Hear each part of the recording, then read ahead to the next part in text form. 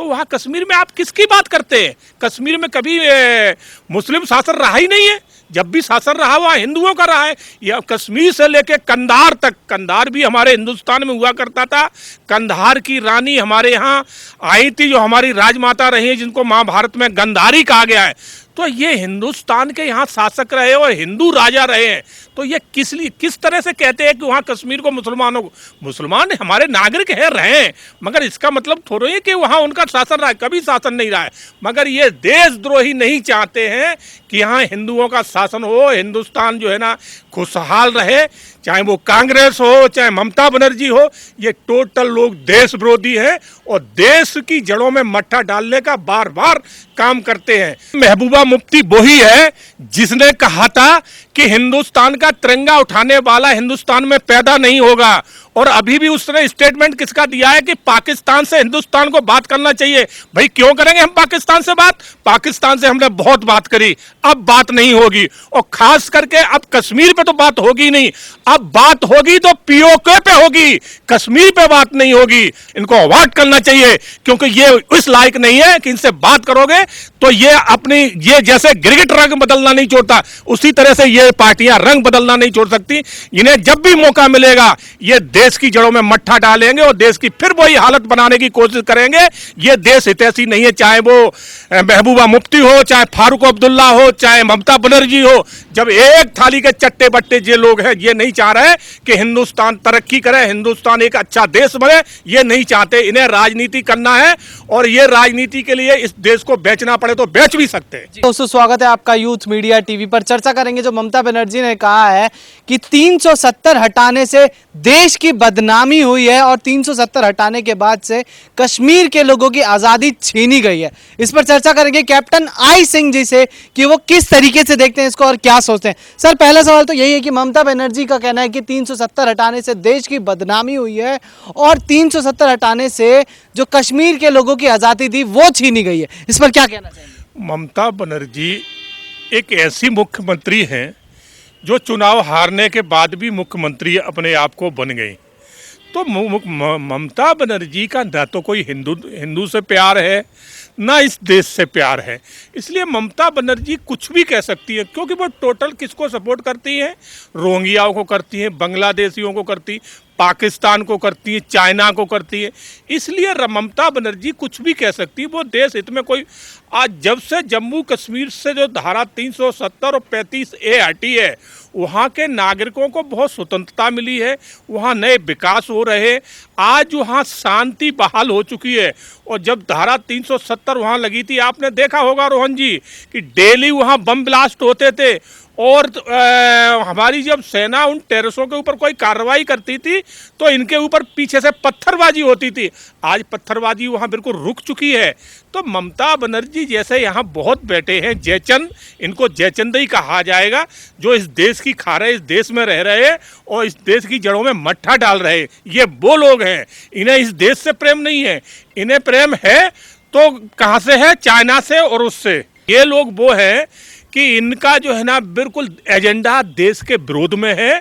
तो ये नहीं चाहते कि देश में शांति हो, इसलिए ममता जी के इस तरह के स्टेटमेंट हैं। जी, ममता बनर्जी का ये भी कहना है कि कश्मीर के लोगों को पहले आज़ादी चाहिए और मोदी जी ने उनसे ये आज़ादी छीन ली है। तो ममता बनर्जी को वो क्यों नहीं दिखता जब कश्मीर में हिंदुओं को भगाया गया था, मार मार के, पीट पीट कर, जब बंगाल में हिंदुओं को मार के भगाया जाता है, तो ममता बनर्जी को वो क्यों नहीं दिखता है? बहुत अच्छी बात रोहन जी। मैं ममता बनर्जी से नहीं, और भी जितने जो धारा 370 के खिलाफ हैं जो लोग, मैं उनसे भी जानना चाहूँगा कि आप कश्मीर में देख लिए, आप जाइए कश्मीर में, आप चले जाइए 100 साल से 200 साल, शताब्दी 15 में वहाँ का राजा कौन था? राजा बर्मन देव से लेके अभी तक कश्मीर में हिंदू शासक रहे हैं और वहाँ 50,000 से ज़्यादा मंदिर हुआ करते थे। तो वहाँ कश्मीर में आप किसकी बात करते हैं? कश्मीर में कभी मुस्लिम शासन रहा ही नहीं है। जब भी शासन रहा वहाँ हिंदुओं का रहा है। यह कश्मीर से लेके कंधार तक, कंधार भी हमारे हिंदुस्तान में हुआ करता था। कंधार की रानी हमारे यहाँ आई थी, जो हमारी राजमाता रही है, जिनको महाभारत में गंधारी कहा गया है। तो ये हिंदुस्तान के यहाँ शासक रहे और हिंदू राजा रहे हैं, तो ये किस तरह से कहते हैं कि वहाँ कश्मीर को मुसलमानों को, मुसलमान हमारे नागरिक है रहे हैं, मगर इसका मतलब थोड़ा ही कि वहाँ उनका शासन रहा है, कभी शासन नहीं रहा है। मगर ये देशद्रोही नहीं चाहते हैं कि यहाँ हिंदुओं का शासन हो, हिंदुस्तान जो है ना खुशहाल रहे, चाहे वो कांग्रेस हो चाहे ममता बनर्जी हो, ये टोटल लोग देश विरोधी हैं और देश की जड़ों में मट्ठा डालने का बार बार काम करते हैं, क्योंकि इनकी राजनीति तुष्टीकरण से ही चल रही है। ये चाहते हैं कि हम इस तरह की भाषा बोलेंगे, इस तरह के स्टेटमेंट देंगे तो मुस्लिम वोट हमारे साथ बना रहेगा। मगर मुस्लिम भी समझ चुका है कि आज जो है ये लोगों ने सिर्फ मुसलमानों को यूज किया है। ये है रोहन जी, ये लोग जानबूझ के इस तरह के स्टेटमेंट देते हैं देश में अराजकता फैलाने के लिए, मुस्लिम वोट हासिल करने के लिए। बाकी कश्मीर में जब से धारा 370 हटी है, कश्मीर में शांति है, वहाँ लोग अपने आप को एक बहुत अच्छा महसूस कर रहे हैं, वहाँ विकास हो रहे। आज कश्मीर में सबसे ज़्यादा पर्यटन है, जितना पर्यटन कभी नहीं जाता था। आज कश्मीर में शांति है, सेना वहाँ पूरी सुरक्षा अपनी कर रही है। मगर ये इन लोगों से बर्दाश्त नहीं हो रहा है। क्यों? कि शांति नहीं होना चाहिए हिंदुस्तान में। इनकी सोच ये है, हर दम जो है ना हिंदुस्तान में जैसे पीछे बम ब्लास्ट और डेली कुछ ना कुछ यहाँ होता रहा है, तो वो आज भी यही चाहते हैं। पर कुछ नेता तो अभी भी कह रहे हैं कि 370 को वापस लगाएंगे, चाहे वो कांग्रेस पार्टी के हो, चाहे वो महबूबा मुफ्ती जैसे गद्दार हो, वो तो अभी भी कह रहे हैं कि 370 वापस लगाना चाहिए। ये महबूबा मुफ्ती वही है जिसने कहा था कि हिंदुस्तान का तिरंगा उठाने वाला हिंदुस्तान में पैदा नहीं होगा। और अभी भी उसने स्टेटमेंट किसका दिया है कि पाकिस्तान से हिंदुस्तान को बात करना चाहिए।